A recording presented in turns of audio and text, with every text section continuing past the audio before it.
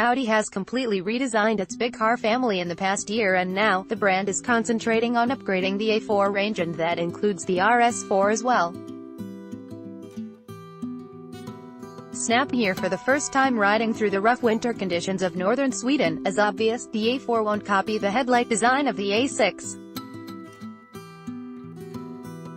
It will continue with those controversial units, which look like geometric apostrophes.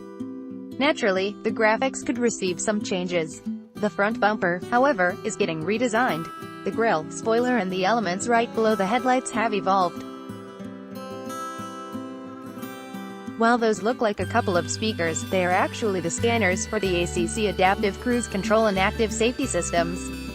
There will be some changes at the back, too. Engine-wise, Audi will stick to the current 450 bhp 2.9-liter V6 unit. When the current-gen RS4 came out in 2017, it replaced the old naturally aspirated V8 for the current V6, which makes a lot more torque. The new RS4 does 0 to 100 kmph in 4.1 seconds and hits an electronically limited top speed of 250 kmph. You can read more about this engine in our review.